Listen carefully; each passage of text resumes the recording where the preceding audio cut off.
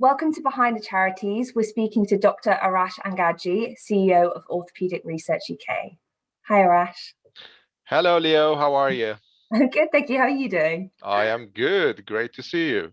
Great to see you too. So, Arash, could you tell us a little bit about Orthopaedic Research UK and what your role involves? We are one of the very few medical research charities devoted to addressing the most important gaps in research and education around bone, joint, and muscle well-being. And we see a role as an organization that invests in our society's future movement. Uh, the need we serve is ever worsening. About 20 million people impacted by various musculoskeletal conditions in the UK. It costs the NHS about £5 billion per year. The waiting lists are getting longer and longer. The loss of about 30 million working days in the UK impacting the economy is significant. So really, we see our role as an organization that wants to reduce that pressure and reduce the burden on individuals, on families, on carers, workplaces, and the NHS. Could you tell us a little bit about why you're passionate about working at Orthopaedic Research UK and what brought you to it? Sure. This goes back to 2008 when I was a naive kind of PhD researcher, kind of writing up my thesis back then, and I came across this opportunity at a charity called the Furlong Research Charitable Foundation. They were looking for someone to look after their kind of research department. So I did the interview, got a job, and I was presented to they gave me a key and they pointed at that kind of a filing cabinet. That's the research department. So go sort it out. So really, my journey started from that moment, and obviously, I was familiar with with research and kind of names in our MSK community, so that kind of helped. In 2010, kind of we came across the AMRC. I'd heard about AMRC and their roles, so we became a full member in 2010. And we learned a lot in terms of adopting your principles around peer review, good governance, and different bits around policy. I've learned a lot from you guys and your members. So, could you tell us a bit about the people you work with, how many people you have in the team, and what they're like? Yes, so we are a small team. We have about 7 people in my team. They are passionate individuals with fantastic resilience, if you like. Especially over the last 12 months, we used to run face-to-face events, and all of a sudden the lockdown happened, and we had to respond to that. We had to go through a very steep learning curve to understand what Zoom is and how to operate it. And today, 100% of our events are happening on Zoom, on a virtual platforms. And to my surprise, uh, our audience, people are still interested in education and learning. It's been amazing. I am surrounded by amazing people around me who support me. They absolutely believe in the purpose of the organization. What would be your one wish for your charity? One wish for my charity. So I guess more resources, really. To be honest, as you know really well, the research is at risk. The research is retaining the academic talent is a major issue. The lack of funding is driving them away. So the more funding being made available is going to help us to retain and also nurture the next generation of researchers who go on to help the society, benefit the society. So I would say yes, more funding. Absolutely. Definitely a sector-wide issue that we're hoping we can Indeed. help to address over the coming year. And obviously we've been fighting for since about June last year. And can I ask what are you most proud of when it comes to Orthopaedic Research UK? So I guess the agility and flexibility of the organization. Um, I've got a fantastic board of trustees. I've got a fantastic chair who joined the organization about 18 months ago. Everybody around me, the senior leadership team, all the staff, they absolutely believe in the new strategy, and they're doing everything they can to achieve the targets that we have set, Are you able to hopefully. tell us a bit more about the research that your charity has been funding? So as I said, we've got a new strategy. It's yet to be published. So a lot's been happening in the background. So a new strategy, a new website will be launched. We are going to have a new brand as well. So and we've got in terms of research and remit, we've now got the focus around diagnosis and treatment in bone, joint, and muscle well-being. So we are very focused now, or we know what we want in terms of the types of research that we will be supporting.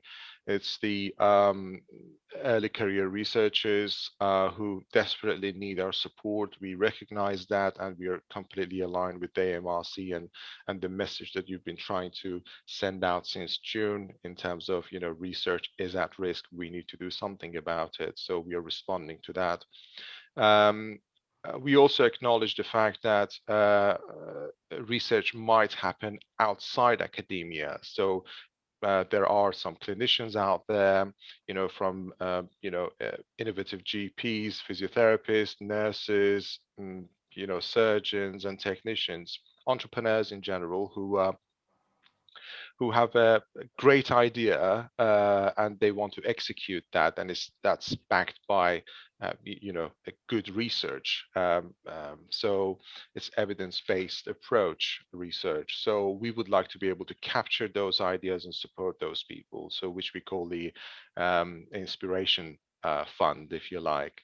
And the third one is which we started from 2019, and we were inspired by some of your members. I attended one of your events a few years back and heard about some charities who are supporting startups and entrepreneurs, and they were using commercial language in doing their kind of uh, supporting kind of their beneficiaries, if you like.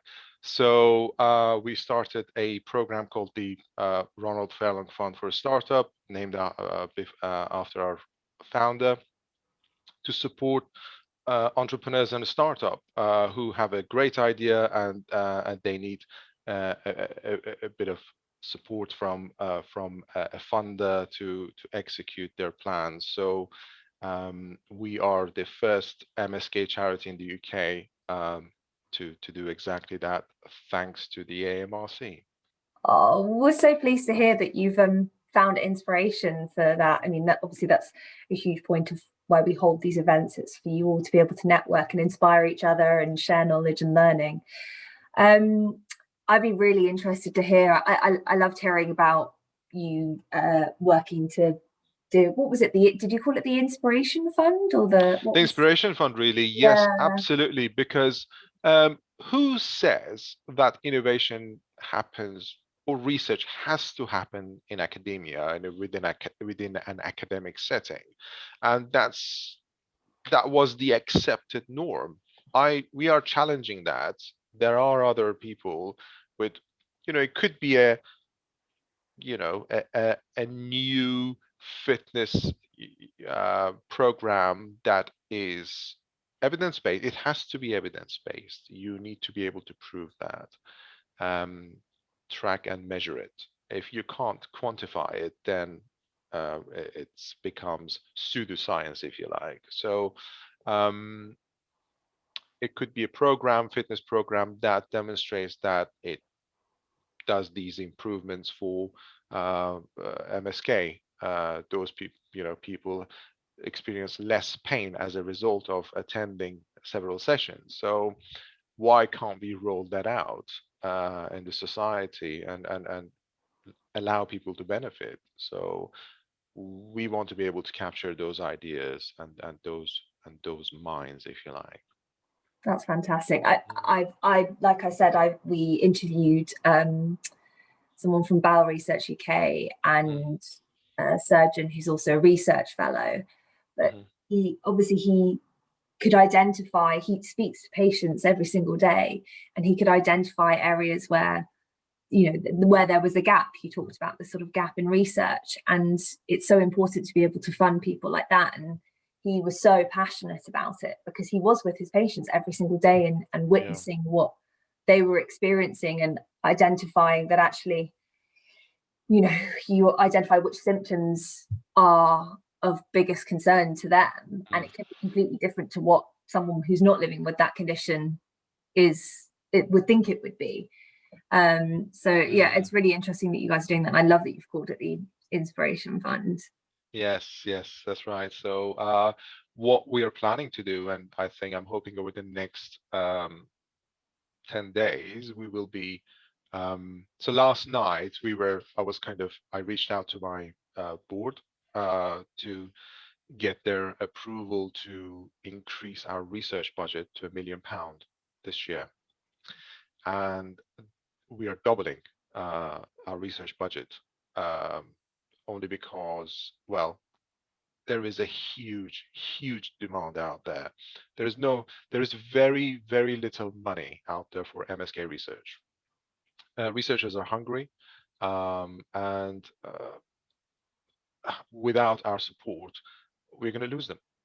So we're going to do everything we can. I've been talking to our CFO, our chair of the finance committee, and various people in that committee to kind of convince them that this is the situation, and we really need to respond to that. Even though financially we were hit, everybody was hit by COVID. But I think it's our responsibility during crisis to ensure that we demonstrate. What we actually believe in, and uh, in, increasing our research budget is one way of doing that. Showing to researchers that we want to support them. They go on to help the society, so it's a no-brainer, and this is why we exist, really.